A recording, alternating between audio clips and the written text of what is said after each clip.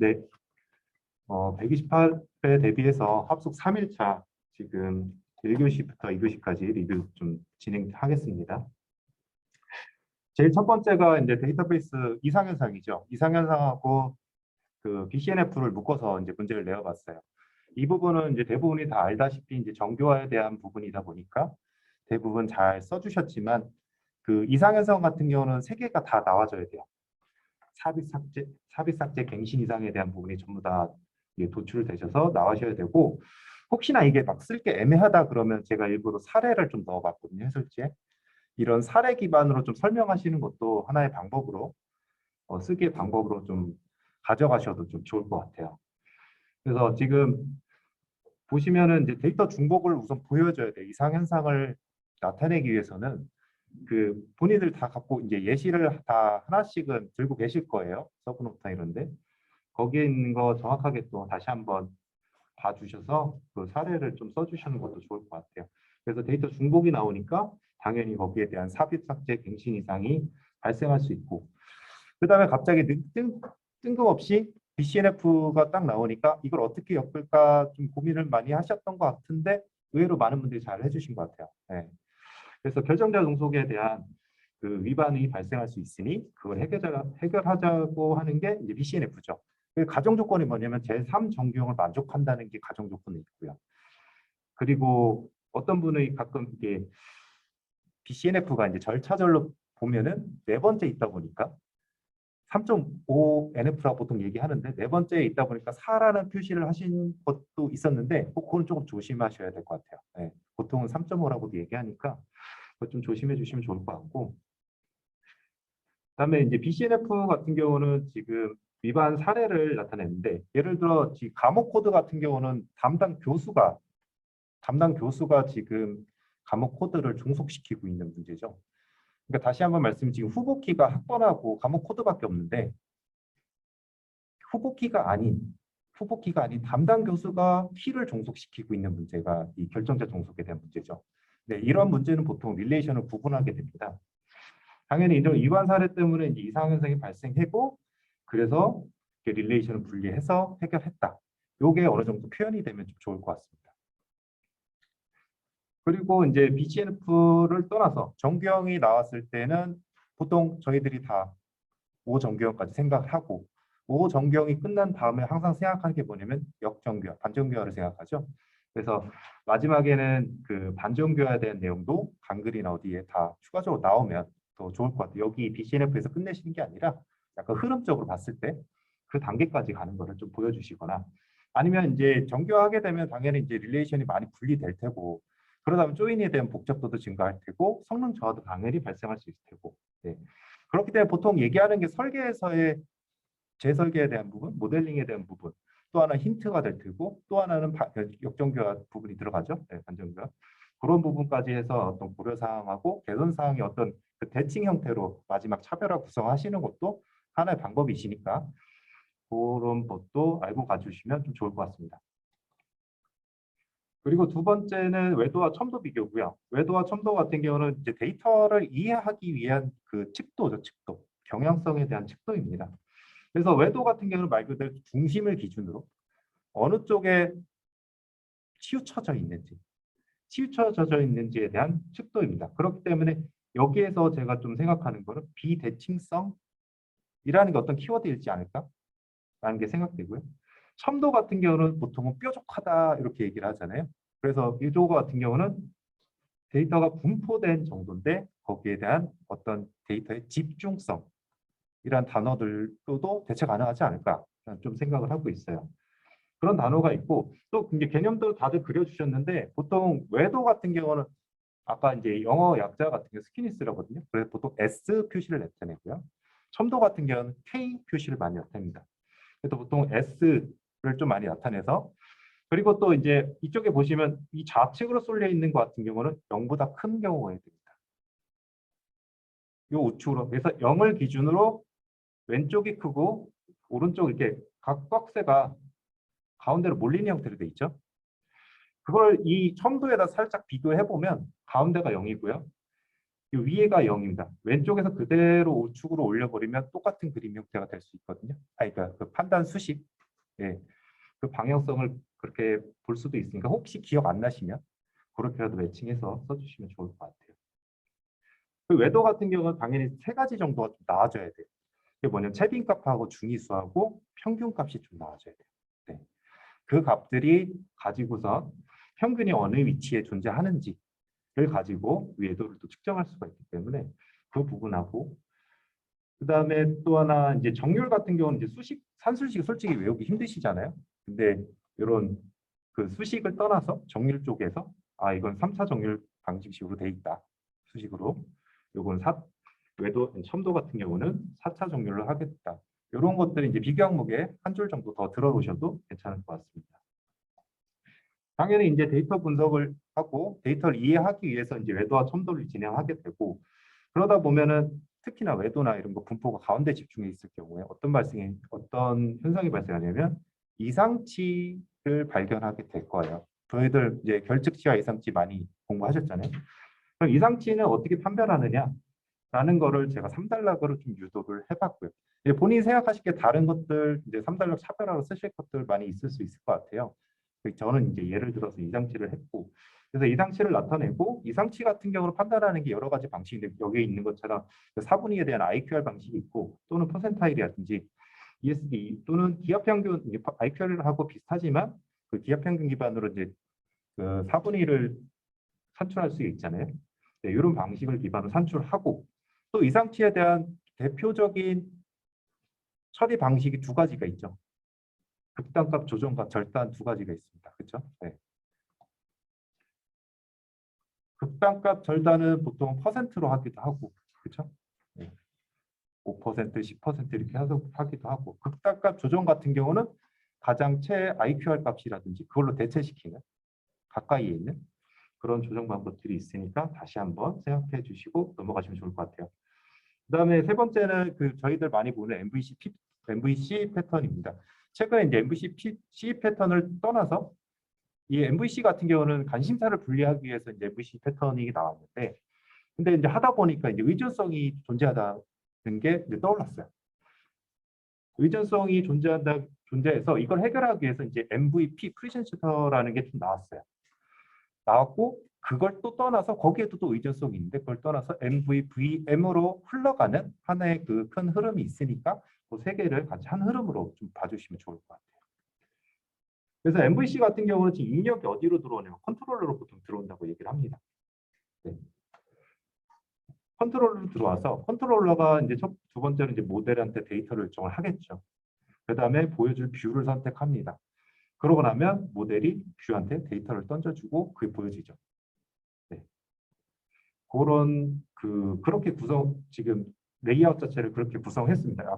마치 이제 동작 원리처럼 그렇게 역할이랑 동작을 구성을 했고요. 왜냐하면 지금 0.5페이지 내에서 MVC를 다 보여줄 수가 없거든요.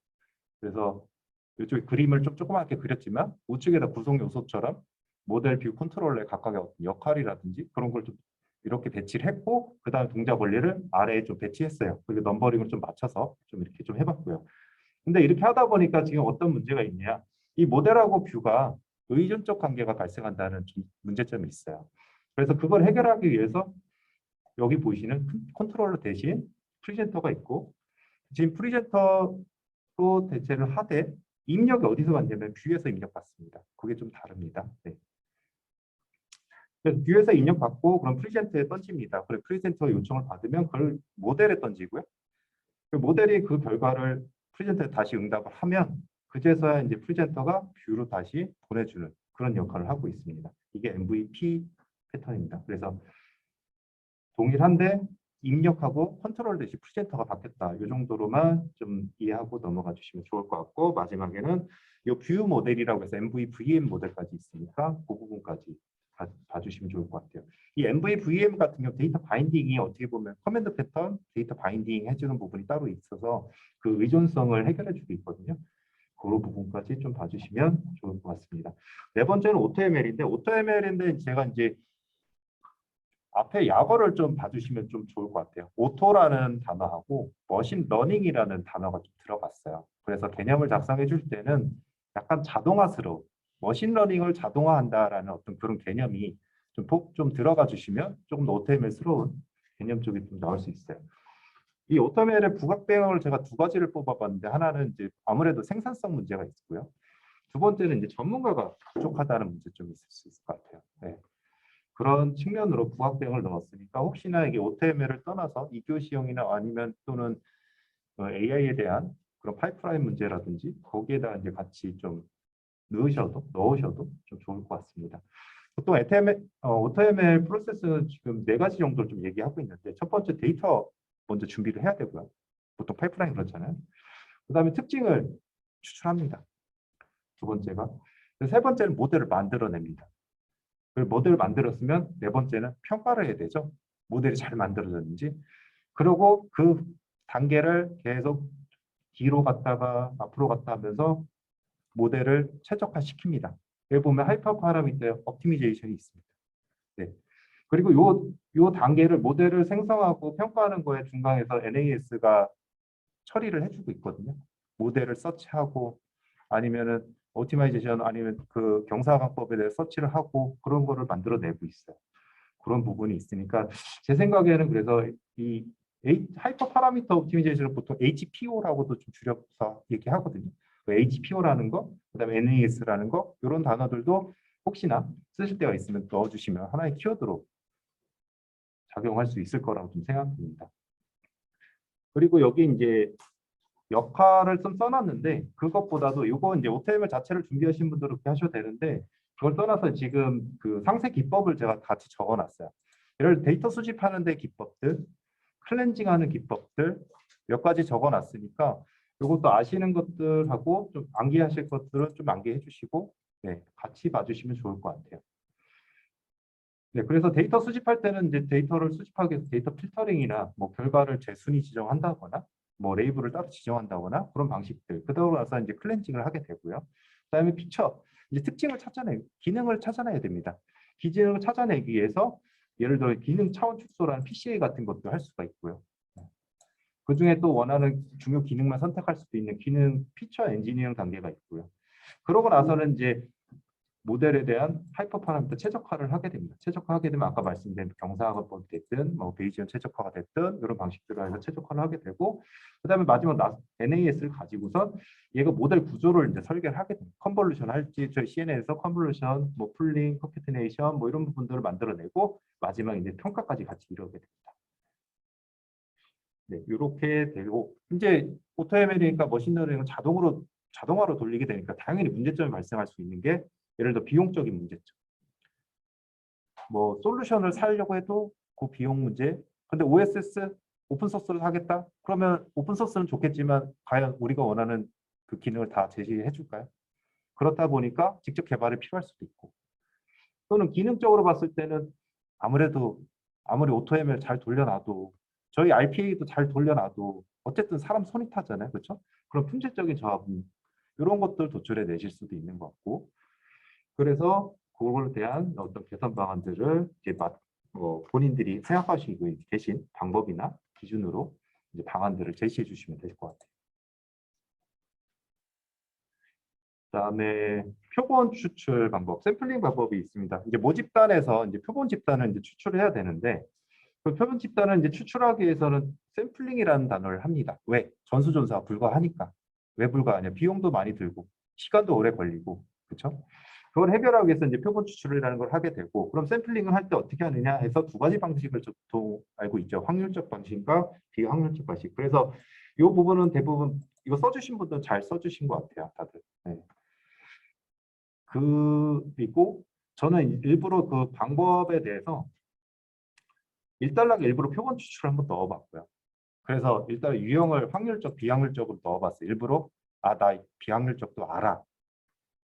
근데 네가 물어본 건 확률적이니까 확률적인 거 쓸 건데 그 전에 난 둘 다 알아 라고 어떤 그 본인이 알고 계신 거를 표출하셔도 되지 않을까 라고 해서 약간 좀 상위 개념에서 이제 일단락을 작성해 봤고요.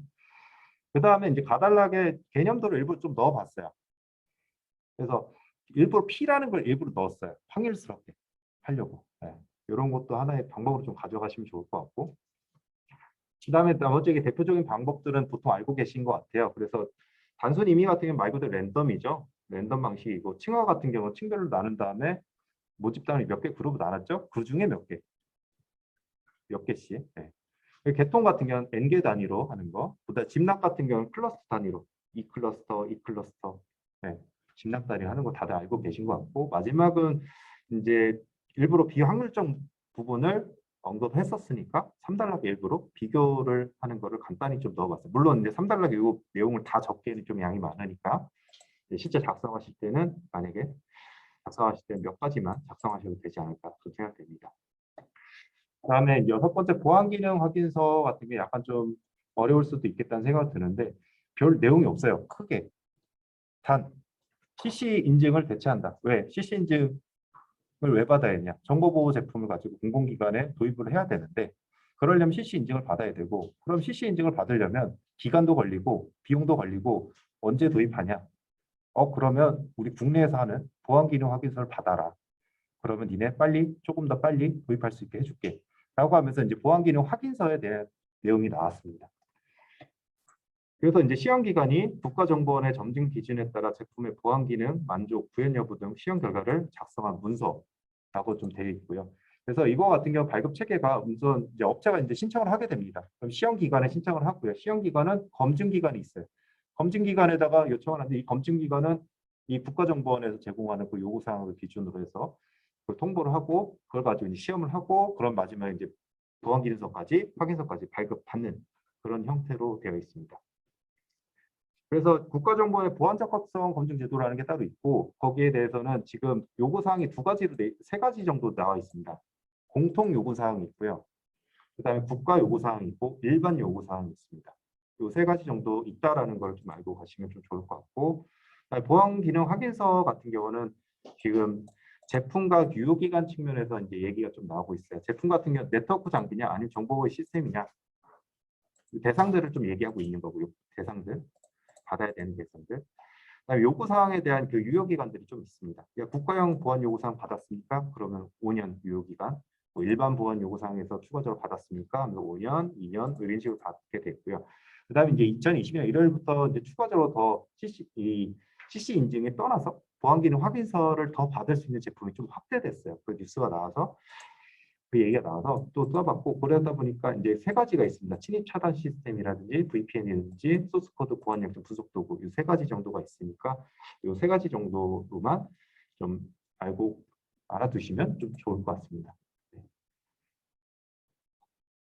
네. 그리고 2교 시험 말씀드릴게요. 2교 시험 첫 번째는 그 샌더 폴리시 프레임워크하고 도메인 키 아이덴티파이드 메일에 대한 그 메일에 대한 강화 메일에 대한 강화 방안하고 도메인에 대한 DNS 시스템에 대한 시큐리티 해서 두 가지 측면을 좀 내봤어요. 이게 다소 어려울 수 있고 각각을 하나로 묶는 게 좀 어려울 수도 있겠다는 생각이 좀 들거든요. 네.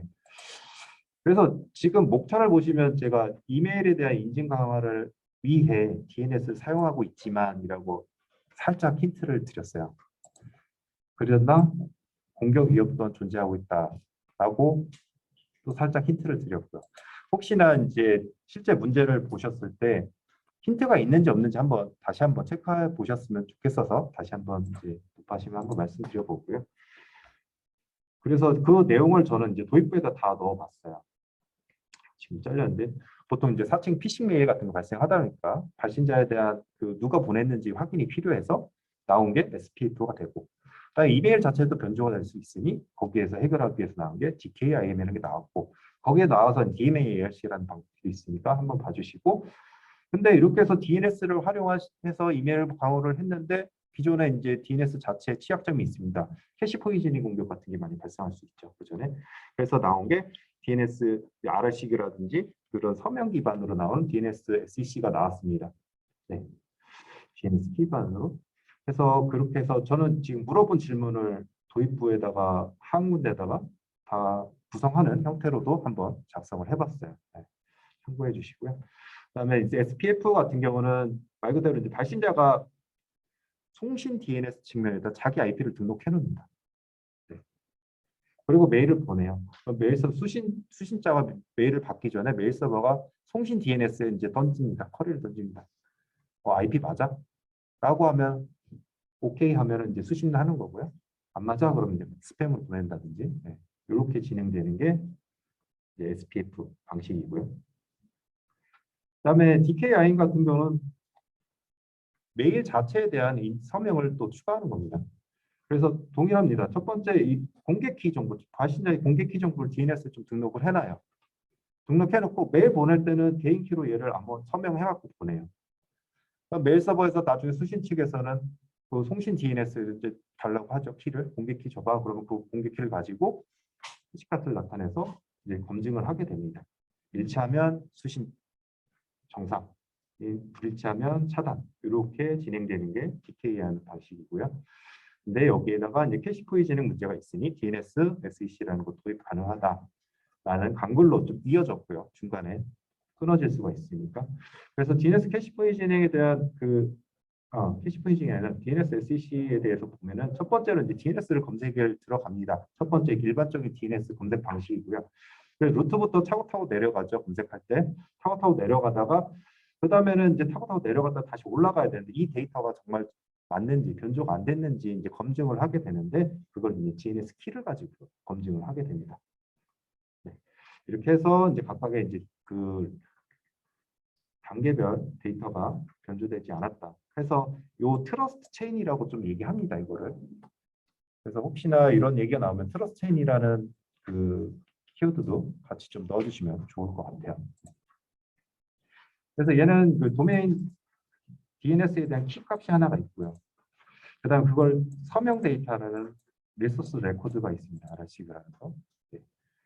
다 많이들 아시는 것 같아요. DNS 레코드가 있고, 그다음 DS가 있습니다. DS가 있고 여기에 대한 암호화를 하기 위한 리소스 레코드가 이제 NEC, NSEC 이런 게 있습니다. 근데 이제 여기서 또 고려사항을 또 꺼내봤어요. DNS SEC는 이제 단계별로 계속 암호화도 해야 되고 인증도 하다 보니까 계산량이 좀 많아지겠죠. 데이터도 좀 많아질 수도 있어요.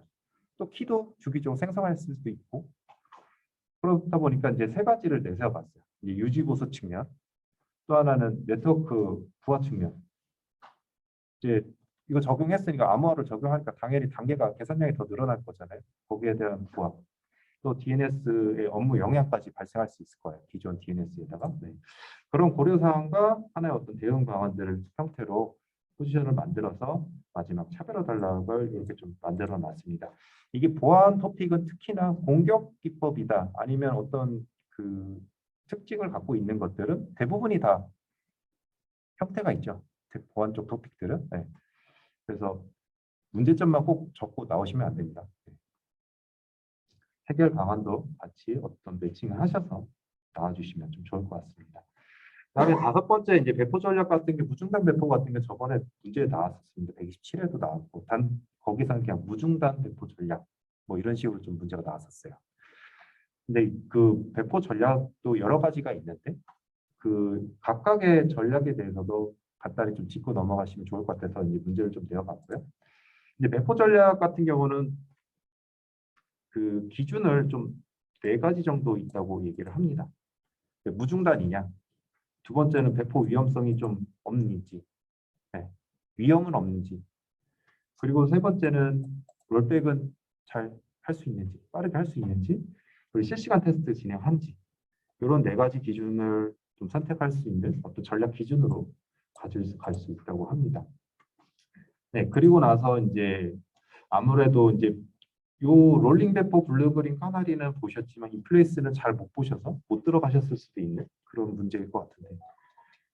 우선 인플레이스 같은 경우는 그 서버가 기존 서버가 있는데 V2로 중지하고 서비스를 중지하고 V2로 업데이트합니다. 그러고 나서 다시 서비스를 올려요. 그 다음에 이쪽 오른쪽에 있던 또 다른 서비스, 똑같은 서비스를 중지하고 배포하고 서비스를 올립니다. 그러니까 인플레이스라는 거는 어떤 자원의 추가나 어떤 그런 거 없이 그냥 그 자체 인플레이스 거기가 있는 장치 그 자체 내에서 그냥 서비스를 업데이트한다는 그런 뜻을 좀 내포하고 있는 것 같아요. 네. 자원의 추가 없다. 하나씩 그 중단했다 업데이트하고 중단했다 업데이트하고 이런 형태로 좀 얘기가 좀 되어지고 있습니다.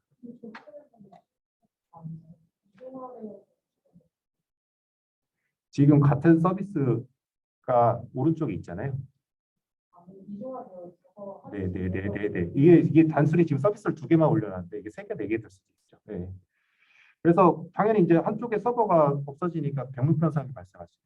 당연히 자원이 적어지니까 서비스가 강하게 몰릴 필요고 그런 병목 현상도 발생할 수 있고요. 그다음에 나온 게 이제 롤링 배포 많이들 알고 계신 것처럼 얘는 자원을 하나 더 만들어서 그냥 이어붙입니다. 약간 네.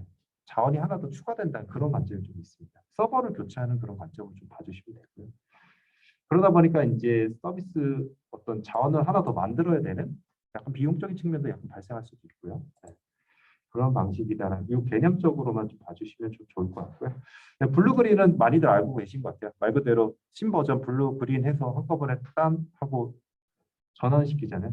동시에 트래픽 전환한다는 게 어떤 특징이지 않을까 싶고요.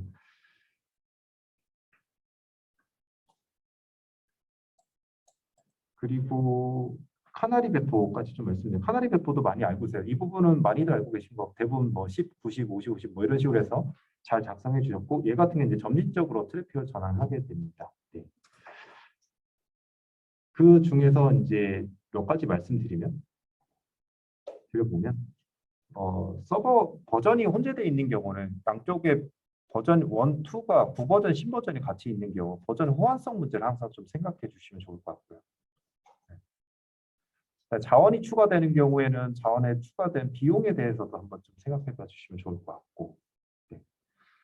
그다음에 특히나 이제 카나리 배포 같은 경우는 운영에서도 어떤 테스트가 가능하다라는 것도 좀 봐주시면 좋을 것 같고 운영 환경에서도 테스트가 가능하다.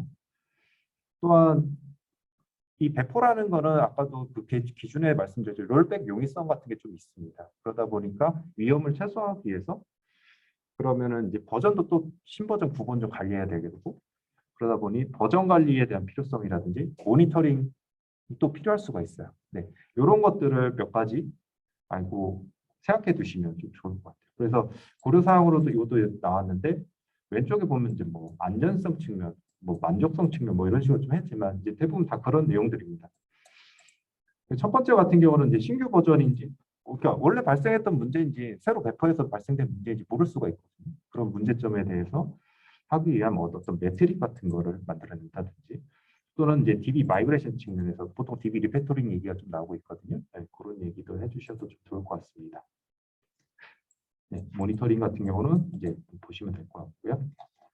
그다음에 이제 가업 확정, 가업 심의가이드가 개정됐어요. 이거는 2021년도에도 계속 나왔었던 건데 계속 개정되고 있어요. 최근에 나온 게 2022년 4월에 개정되었어요.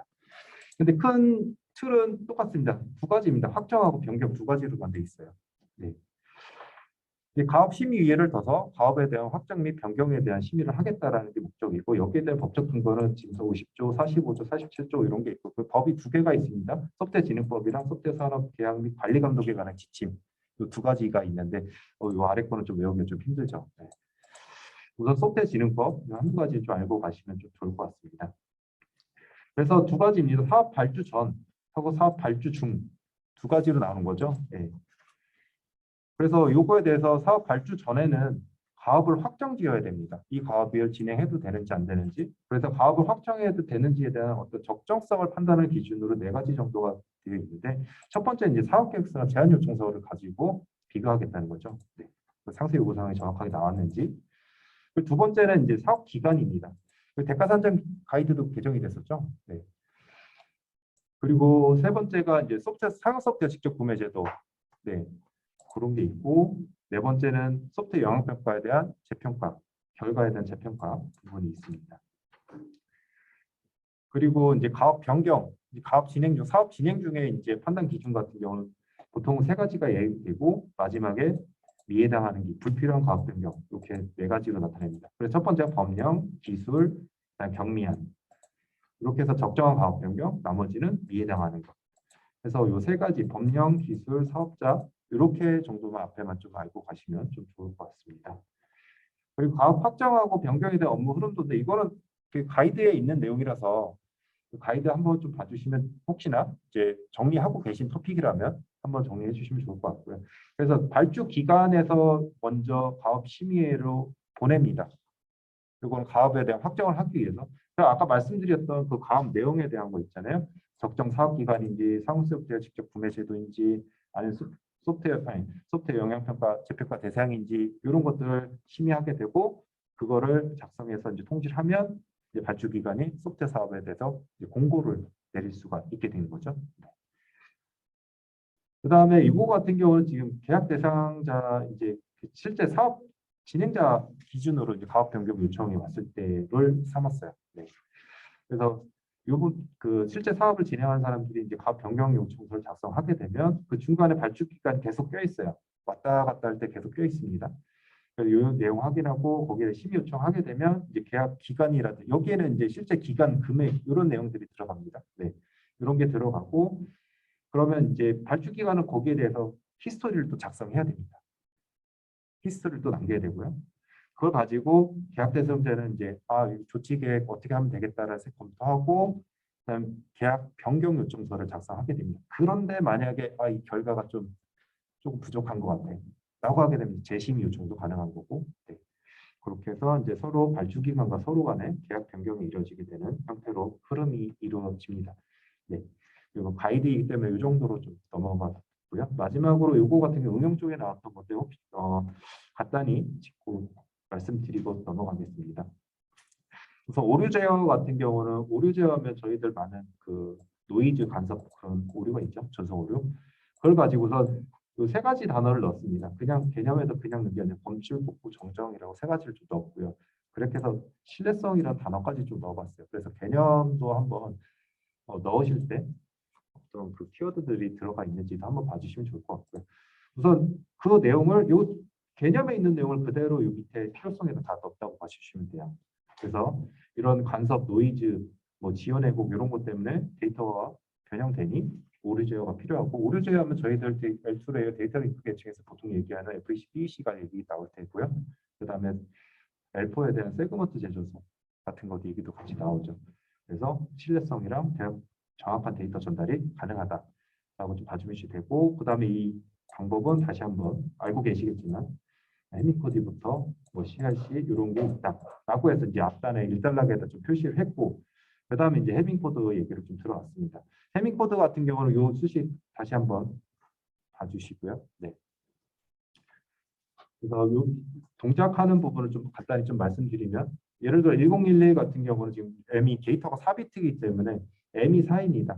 그 수식에서 사업자를 넣고선 P를 도출하게 되고요.